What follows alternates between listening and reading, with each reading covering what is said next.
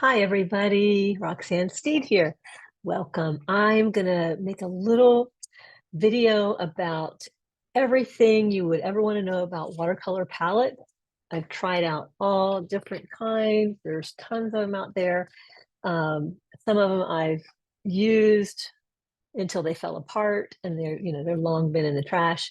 Um, but I'll talk about all the different kinds that are out there, pros and cons of each, and what might work for you depending on what you're doing. So let me double check and make sure my auxiliary camera is connected just to make sure. Okay, yeah, good. All right, so we're back in business. So um, the story at hand. I have had, come on, little FaceTime camera, let's connect here. I've had a lot of people ask me to record something like this or, meet with me or, give me advice. And I found in a lot of ways it's just really easy to make a video. And so here we are. So I have been using this style of palette for several years now, and many years now, I guess, because this one I've used so long. I had taken it on a trip, and I think just the pressure of how I had packed it squished it. And so one of the hinges cracked. So I duct taped it, which, it's okay. It still holds up. And for my desk, it's okay. So I'm going to continue using this at my desk here and while I'm using up all these colors. I got a lot of nice paint here. So I'll use that up here at home. And then when it breaks, I mean, when I finally run out of the colors, I'm going to just ditch this baby because it is kind of annoying. And this is okay for now, but when I'm taking it on a trip, I want to make sure it's not leaking. That's the one thing that I have enjoyed about this blue plastic palette. Um, it's got this little tiny bit of a rubber seal, and not that it would keep everything from oozing all over your suitcase, but I would think it does a much better job than a lot of the other metal palettes or some of the other palettes that I've tried. And I'll show you all the different kinds that I have tried. And then I'm going to talk about how I choose the colors and how I lay them in my palette. And I'll show you actually how I pour them in there and squish them in and make it look kind of like that. I'll talk about these funky additions that I have put in here, why and how I do it. I'll also talk to you about how to clean the crud when you get you've used it and then you've got kind of some contaminated wells. I'll talk about how to clean out those little wells so you're not like throwing away a whole clunk of paint because you don't want to do that. So let's get started. Let me bring the camera down and I'm going to show you close up all the different palettes that are available. And that's just, touching lightly on the subject. There's gobs of them out there. And so that's what makes the choice so daunting for people that are new. It's like, God, what do I get? There's a ton of stuff out there. Boy, that lined up pretty nice, huh? So this is made, it's just called Watercolor Palette. I don't know if you can see that tiny writing there. It says, it looks like My Jello. My Jello. So I don't know if it's Mielo or how it's pronounced, but it looks like My Jello, M-I Jello. And there's probably some other brands that are similar to this. They're pretty nice. They have, so this does not come in there. It actually comes with just this outer perimeter. I had some other colors that I had wanted to try out. And this set of colors that I have around here, this is what I'm currently using. These are kind of ones that are on trial or just ones that I just didn't have enough space for in here that I thought I might want to use. So my colors have changed somewhat over the years. Most of them have been pretty similar. Like I used to use alizarin crimson. I don't have that on my palette currently. Will I bring it back one day? Maybe. Right now, I don't have it on there though. I still have phthalo blue on here, even though I don't use it that much. When it is nice to have because of the qualities that it has. So one thing that I do not have is Payne's gray. I just feel like um, I've seen it kill too many good paintings on really good painters. And it just kind of deadens the work. And not all brands are created the same. Um, we'll get more into that. That's more of a paint story problem, but rather than a palette problem. So you'll notice that I have these 5 extra things here. There's times when I am taking a class with somebody whose work I admire, and I want to try out this cerulean blue, for example. How does Sarah Yeoman layer cerulean blue on top of her paintings to make it look like this ethereal fog? And so I want to try that out. So you can get these little extra pans. They're called half pans and whole pans. And you can see just by the size, I really love the whole pans because once you get used to dipping in a big, juicy hunk of paint, it is really hard to go back to these tiny little half pans. I have used them before, and they're great, but I love this. And I like having access to a nice big swath of paint at times.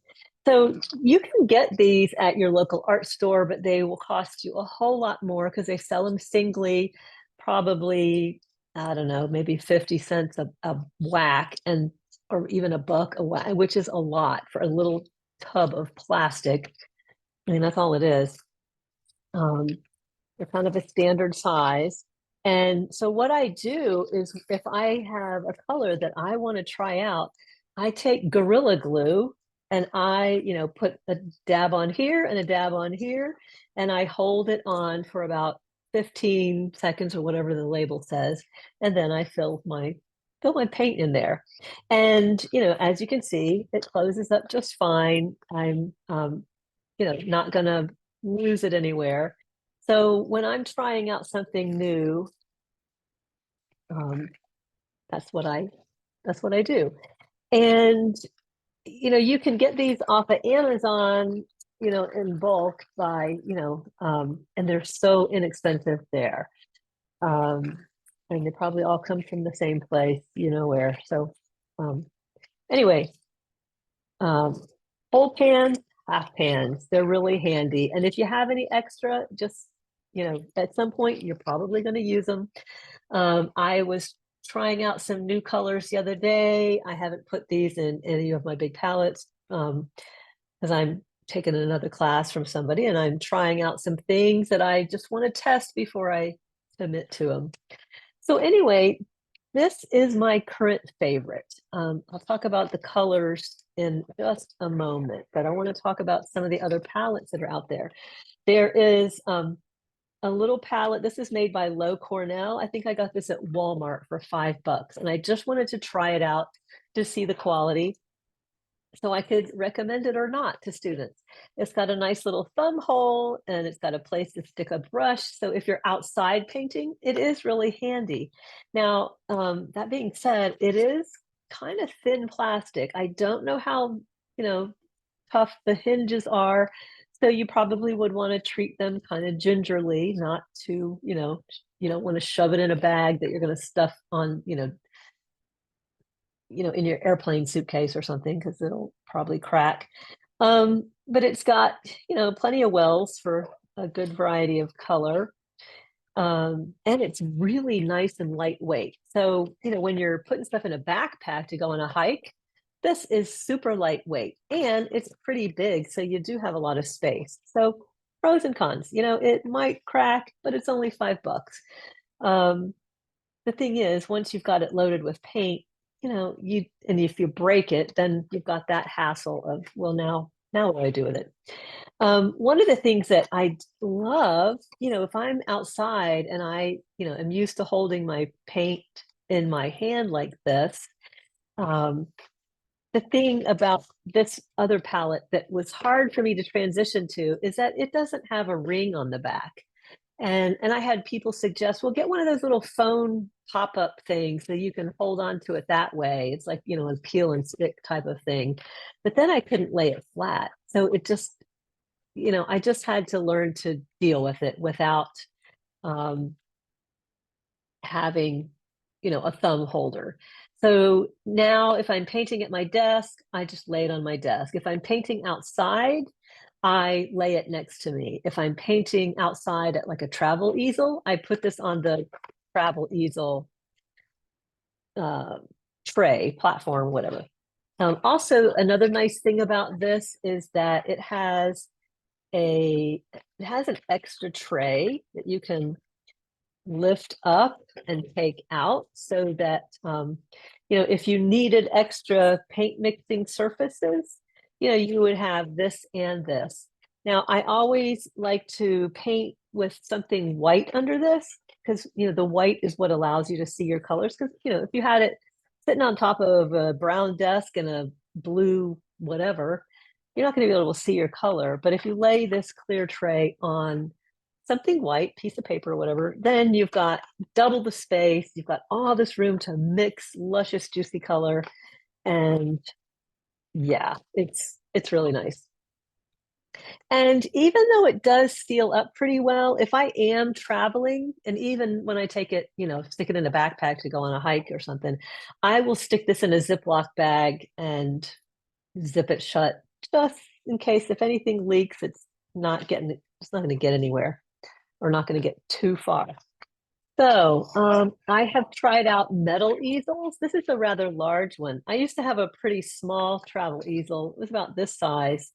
And I believe I had half pans in it.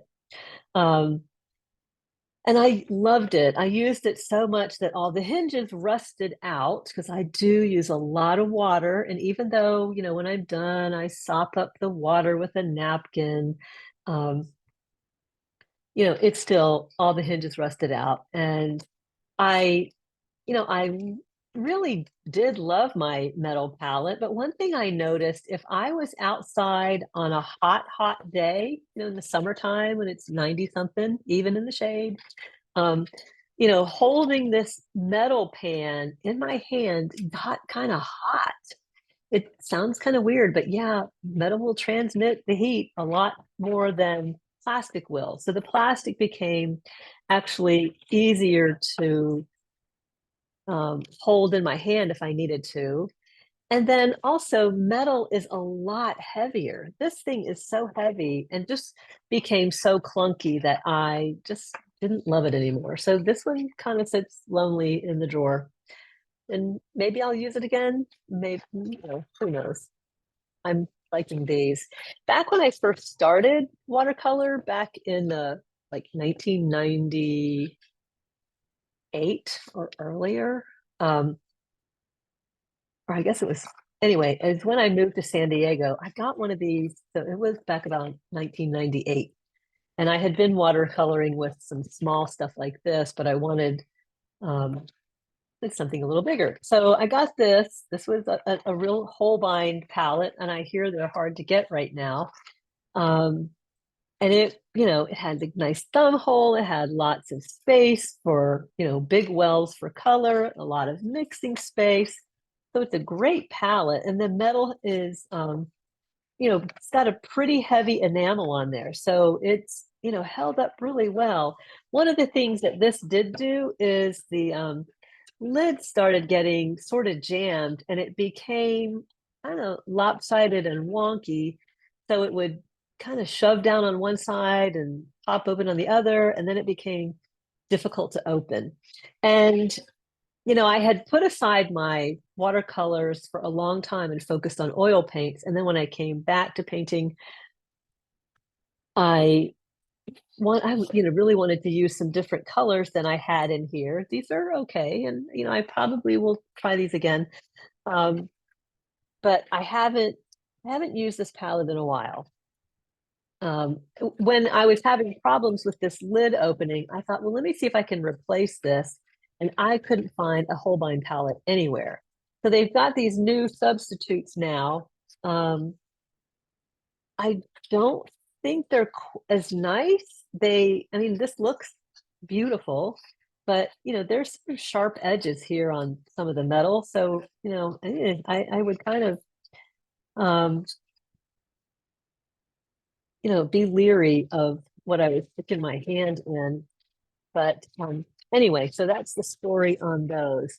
I also have two little small ones. So I had started telling the story of um, I had left watercolor painting to really focus on oil painting because I had a mentor that said, if you really want to be a serious painter, you have to paint in oils. So I did because I thought, hey, I want to be serious. Yeah, take me serious.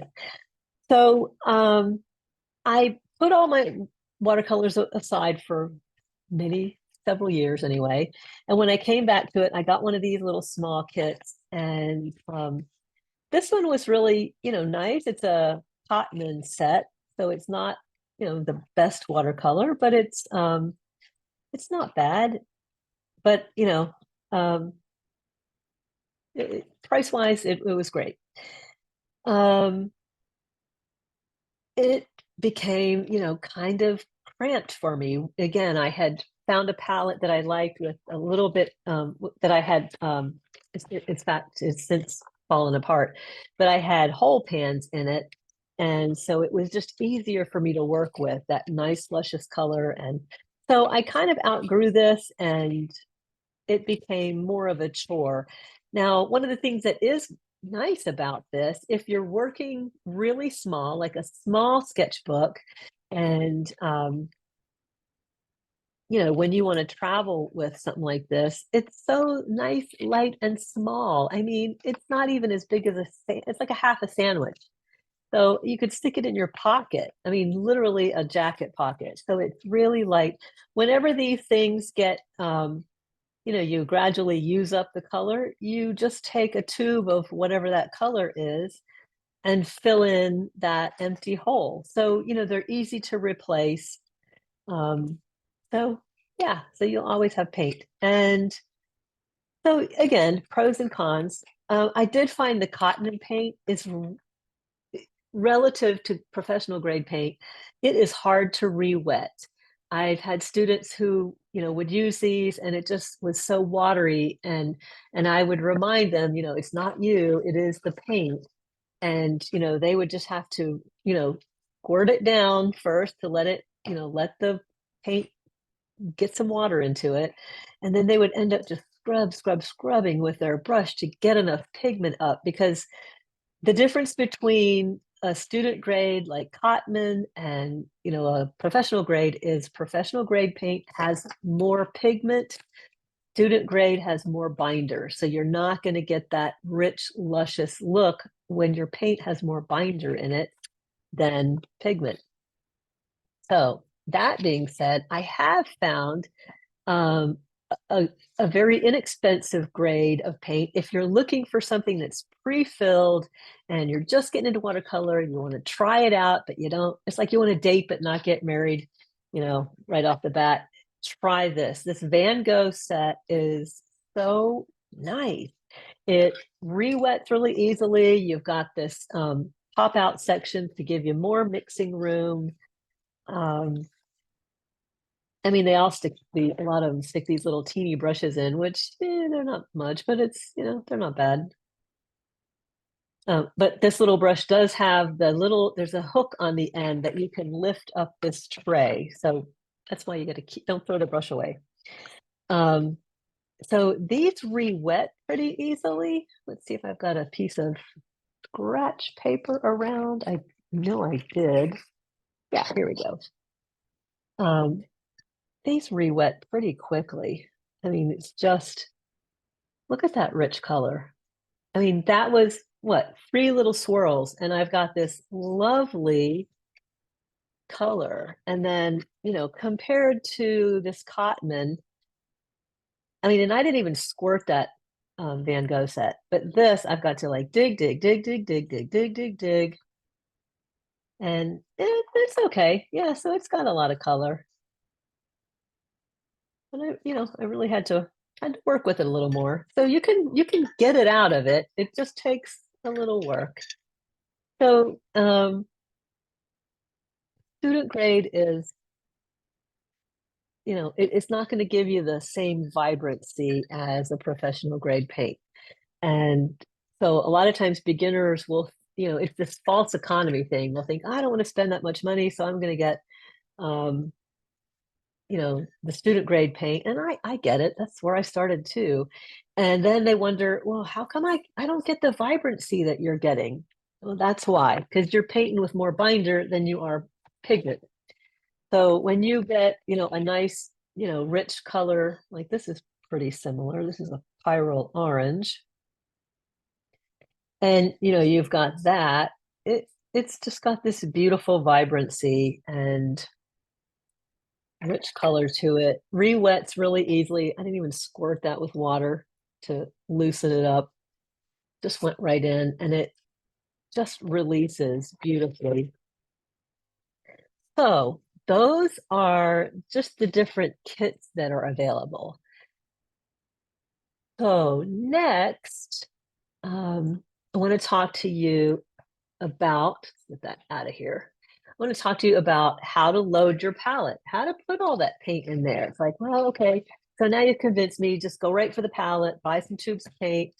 And so what's the story there? So let me find something with an, all right, I don't have any empty holes. So what I'm going to do is just pop one up that's looking a little low-ish. We'll do cobalt blue. All right, so let's go back down to the surface here. We'll talk about color, why I choose what I choose. And we'll save this for later because these are just extraneous stuff that, I've chosen to do kind of outside the box and try some new things. But the main colors that I use pretty much in every painting are this going on this outside ring. And you can see I've got warm colors on this side. I've got cool colors pretty much on this side. This green is pretty warm for a green. It's got a lot of yellow in it. We start over here with lemon yellow. And then I have new gamboge. And then I've got Naples yellow and raw sienna. These two right here. So these are earth colors. They're more muted and they're kind of a mixed color. These are two of your primary. So your primary colors are yellow, red, and blue. And I like to have a cool and a warm of each one. In fact, I've got 3 blues that I can really rely on. This lemon yellow is a very cool yellow. It has a little bit of, it leans more towards green, where New Gamboge is a warm yellow, and it leans more towards red. Of your two, of your 2 reds, I've got Cad Red Medium Hue, which it's a pretty neutral red, but it's very warm compared to Quinacridone Rose. So this is a cooler red. And then of your blues, I've got Ultramarine versus Phthalo Blue. Phthalo is considered a warmer blue. When you talk about blues, everybody thinks, well, blue is really a cool color, but relative to each other, one may be a little bit warmer, one may be a little bit cooler. I really look at cobalt blue as fairly neutral, and I love to use it a lot. So they all have they all have certain qualities that are just wonderful to use. So I've got some earth colors right here. So like I had said before, Naples yellow, raw sienna, quinacridone gold, burnt sienna. And I've got all this I've got a blog post that I talk about all the colors that I use. So I will attach that to this video so you can find that blog post. I've got this nice pyrrole orange. I used to not have an orange on my palette. It's funny, in the video, I'm looking at my camera and it looks almost red. And here on my palette, it is as orange as can be. So, just beware, your monitor may show otherwise.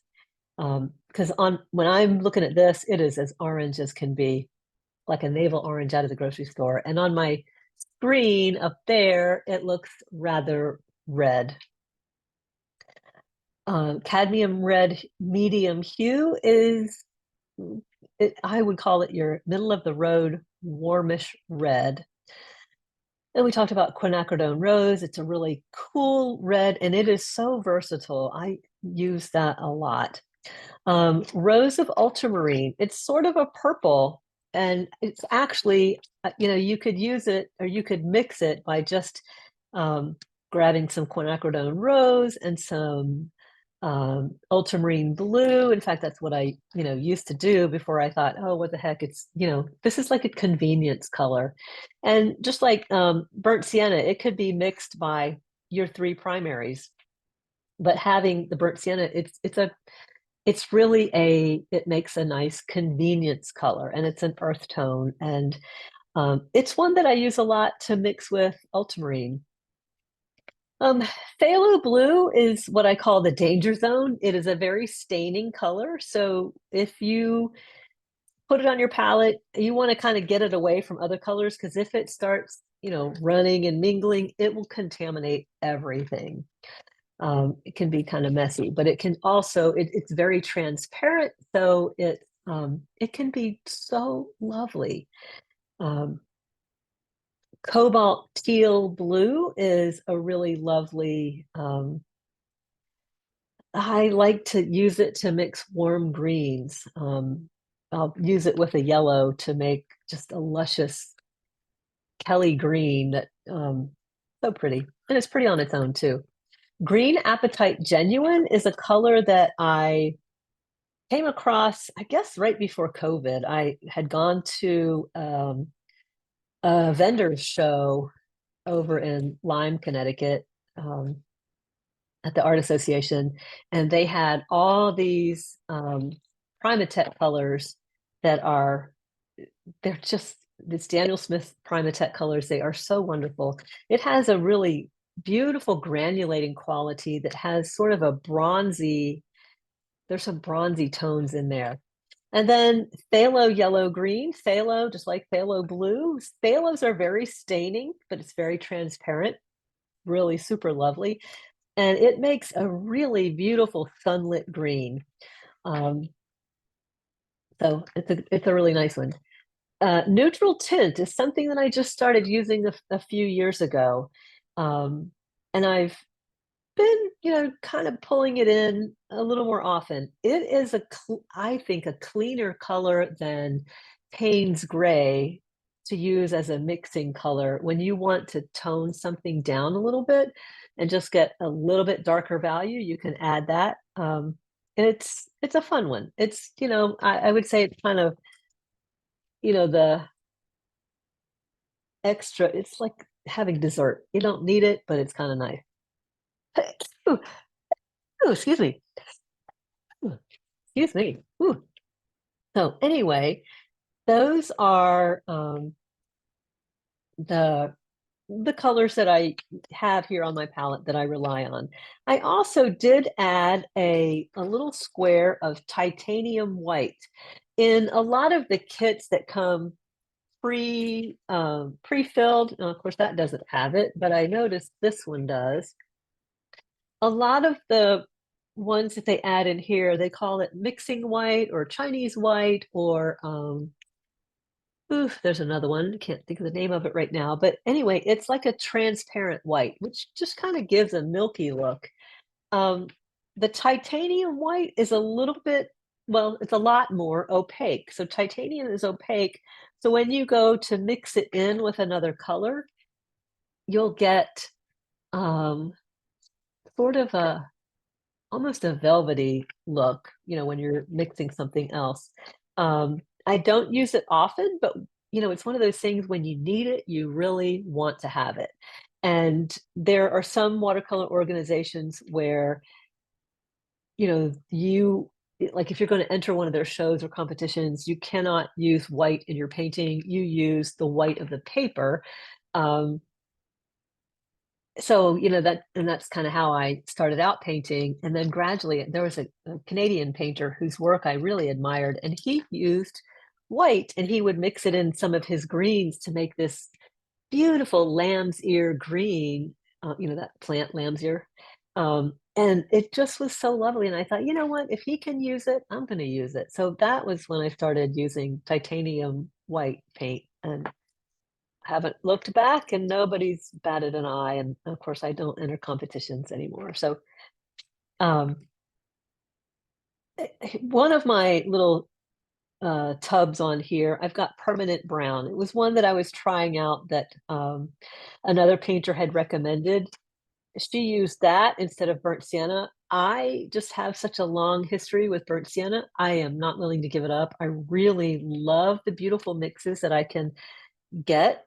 I can make these wonderful, what I call a lively gray or a lively black by mixing burnt sienna and ultramarine blue, and I am not willing to give that up.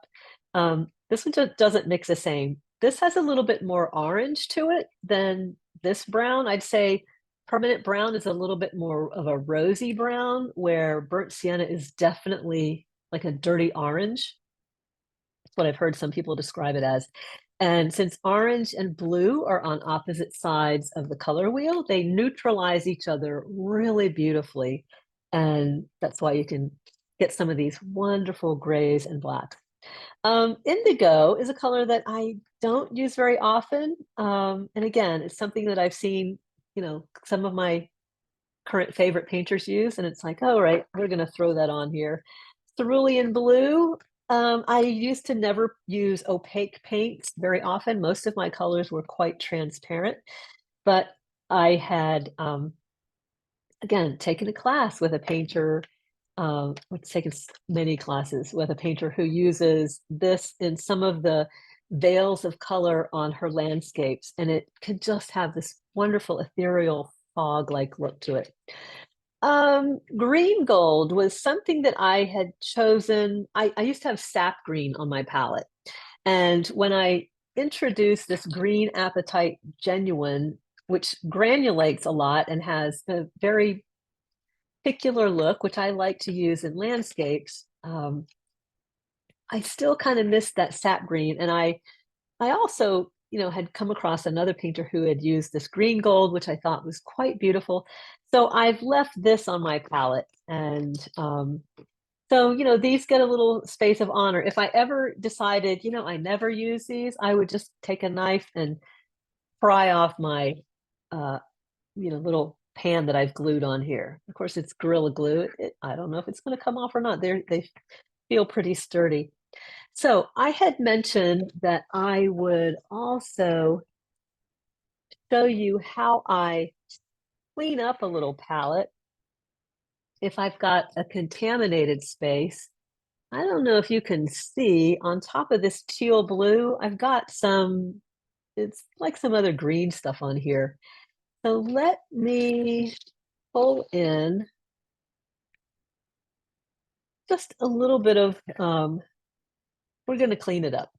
So I like to use this, it's a 1/2 inch flat because it's about the width of, it's almost the width of one of these pans. And I can just drag it over the top without digging down and disturbing anything. Because usually all the messy stuff is right on top. So I just take that, and you know, you can see it had dried on there from, I guess, yesterday's painting session. It just dried on top. So I can just pull that off with a wet brush. And then I'm back to my clean color. Because usually that is all, it's stuff that's sitting on top. So I'm not like digging down in my paint well. I'm just, you know, when I'm gathering paint, I'm just dragging it off the top. So I've got a little bit of contamination here. So let's get a clean wet brush and just drag this across here till we get that little bit of whatever lifted out of there. And there you have it. So I've cleaned that up. So I had promised I was going to show how to fill one of these. So and these on these funny little angles. I think I'm going to add some more cobalt blue. Let me get just this surface wiped back. So when I wipe off my brush, I give it a wipe to get any excess off. Then I swish it in my water, and then I wipe until I make sure it's, you know, leaving clean on here. Let's move that out of the way. And I am going to find my cobalt blue because that's the color it is. And I'm going to get my hand lined up here in the closest place that I can to it. And I start at the back because they're deeper in the back and they're shallow up near the front. So I'm just going to give it a squirt in there. Of course, this is half filled already. But, I don't want it to dry with this big hunk of a lump on there. Put the lid back on. This nice little skinny palette knife. I'm going to shove this in, sweep it to the edges. I'm going to try to push it back to the edges, and then I'm going to wipe off as much as I possibly can so it's in the pan. And I've got a tiny bit of residual, which, you could try to save every speck, but you're not gonna. And so, yeah, that's how I would fill those. Let's see. I do have phthalo blue is kind of on the low side. Let's throw a little bit more in there and hope I don't squirt any on my shirt. Usually I wear an apron when I'm painting and stuff, but I did not today.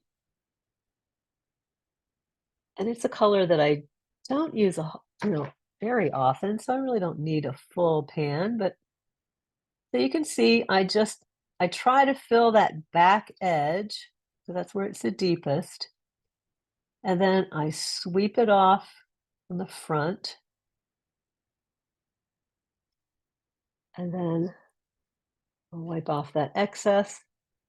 Because, I want to try to keep it from getting on the edge, because whenever I do get it on the edge, and then I close my lid, then it's on both edges, and then I got it all over my hands, and it's everywhere.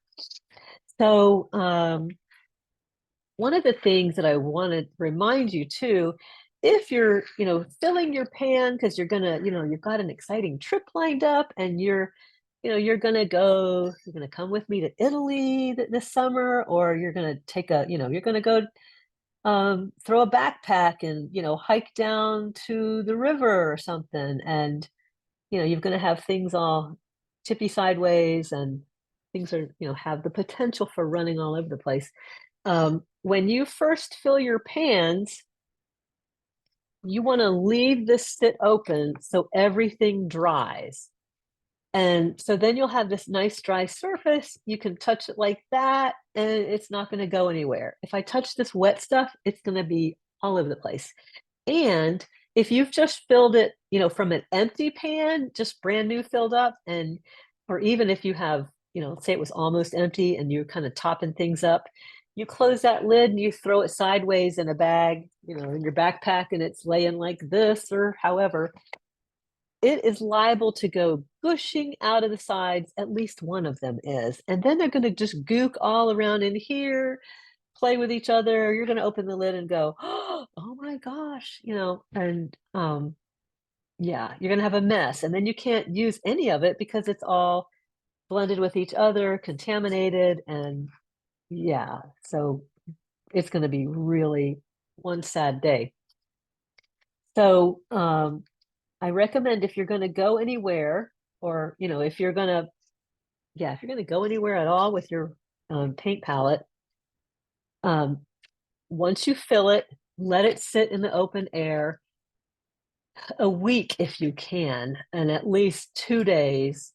Even 2 days, it can still be a little slippery. There's always going to be some of your colors will dry quicker than others, depending on chemically what they're made of, because each of these pigments are, they're either natural things that come out of the earth, or they're things that come from a lab, and they're binder. And so depending on, they each have different drying times. which, I still find kind of fascinating. So, and that's whether it's oil paints or watercolor. Acrylic just dries fast anyway. But, there's no other medium that you can do this and take it with you and re-wet it. That's why watercolor is so fun. I love it. Um, anyway, there, that's how you would fill these little wells. Um, I know sometimes when you're looking at, a project like this, it can be kind of overwhelming. One, because, each of these tubes, some of them, depending on, again, what the chemical is in here, some of them can be pretty pricey.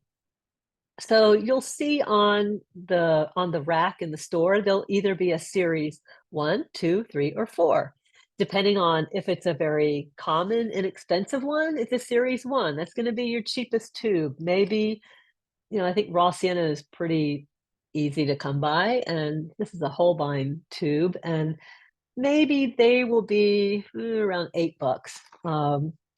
Some of your pricier colors, like anything in a cobalt, it could be $15. Depends on where on the world they have to go to get that, to mine that color.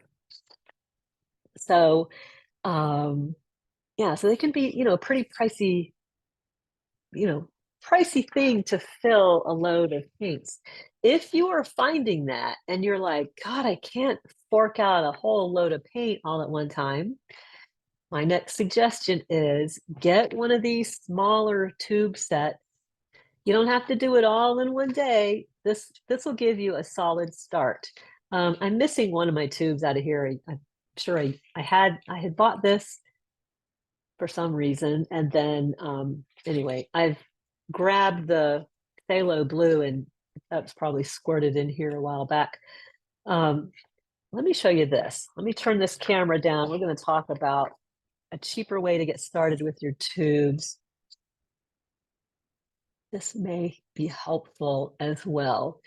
So you can see the size difference. This is a much smaller tube than these normal size tubes. Now, the nice thing, these bigger tubes, they're 15 milliliters, and they are going to last a long, long time. These are 5 milliliters, so it's a third of the size, and they will go faster. On some colors, that's okay. But on some colors, like the ones that I use the most, lemon yellow, French ultramarine, burnt sienna, sometimes some of your greens, I can go through a lot of those. You can see they're the ones the most squished down. So I would say if you want to start using, professional grade paints and start filling a palette like this, and yet you don't want to fork out a, boatload of money all at one time, I would say start with your primary colors, and this gives you a warm and a cool of each of your primaries. So this one has Hansa Yellow Light instead of lemon yellow. I like them both. I'm just happen to be using lemon yellow right now, but I had been using Hansa Yellow Light. New Gamboge, it's a beautiful warm yellow. Quinacridone Rose, that nice cool red that I love. Pyrrole Scarlet, this is a different warm red. It's, it'll be great too. It's a nice transparent warm red. French ultramarine, I think the color that I could never live without. I go through more of this than toothpaste practically. I mean, this is a great color. And then the one that's missing in here is phthalo blue green shade. So I just want to throw that in there. On when you find the tube of phthalo blue, they're going to have a little, in parentheses, they're going to have marked red shade or green shade. The green shade is the one you want. So think of green, go. Yeah, that's the one I want. I had been using red shade for a while, and it is like, it almost leans towards purple, and it's just so dark. And I did not love it. In fact, it cooled it down a lot. It made it kind of I don't know, I just did not love it, and I had it for years, and that then I kinda, like, finally figured out why I did not love it. But I do like this green shade, the phthalo blue green shade. And again, your phthalo colors are staining, so it's, one that I say, proceed with caution. But this will get you started, and, of course, they're small tubes. If you wanted, you could buy, the full-size tubes and get these, or you could get the small ones and then get, some extra colors like burnt sienna. It's just a very convenient color that you'll use a lot. Um, a tube of titanium white. In my next class, I'm gonna be using titanium white, and in fact, I have found it's really just nice to have that if you want to add a little bit of opacity to something or, alter it, give it a little more body, something that you might not want to have transparent. So anyway, I hope those, give you some good food for thought, and if you have any questions, you can, um, give me, respond to this YouTube video. I'm gonna plug this in on YouTube, and, you can also, email me if you're in my class, text me, um, all of that. So, yeah, and those that are in my class, I'll be sending out an email list, to the mailing list pretty soon, hopefully this weekend, and see you soon. Thanks so much. We'll see ya. Happy painting.